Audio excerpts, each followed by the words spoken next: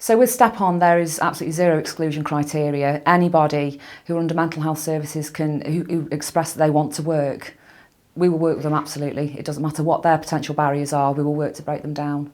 But there's already a lot of stigma around mental health as a whole.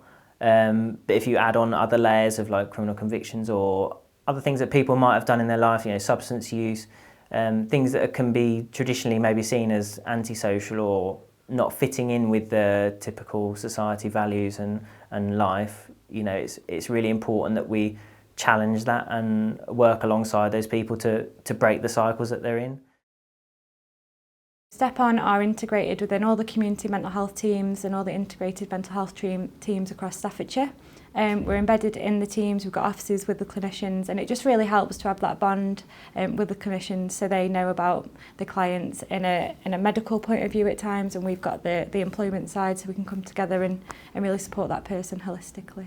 We've got to have that relationship there as we form part of their care package, if you like.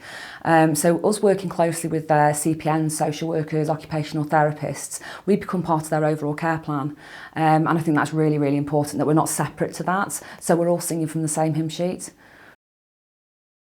Job searching is individualised. I think the benefits of that is that it's led by the person, it's meaningful to the person. I think if somebody was to go into a job that didn't feel right for them, they're not likely to stay in it.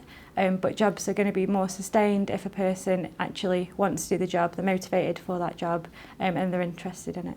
I don't think we can go out there and just say, oh, well, there's a job in this place, we'll put you there. It doesn't work like that. We look at people's interests, what their hobbies are, what they really like to do, and we try and find positions that are suitable for them.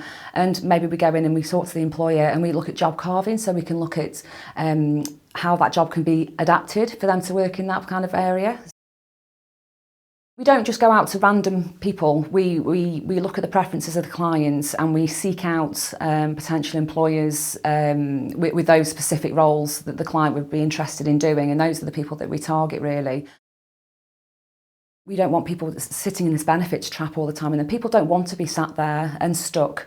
We want to help people progress and grow and ultimately, have their own lives, have their independence, and I think paid work is absolutely the way forward. Often we can work quite creatively, depending on what the person needs to get them to that end goal. So it could be college, it could be education, it could be volunteering. As long as paid work is the end goal, we will do whatever we can to support that person. So in Step On, the job search process is often rapid. We can take often 30 days to support somebody in looking for work, and evidence suggests that the quicker the job search process, the better off the outcome is going to be for the client. Equally, we want to make sure that we're going at the client's pace and that it's appropriate for them. So if somebody is looking for work but doesn't feel like they're ready, they can have support from our peer support workers and do different things to kind of reduce that barrier of feeling like they want to work but aren't ready. It's really important that we don't just help a client get into paid work, but we continue to support them through their employment for as long as they want us. Some people will find work and think, this is absolutely brilliant. I don't quite need that support anymore, which is absolutely fine. That's brilliant. However, we are there in the background.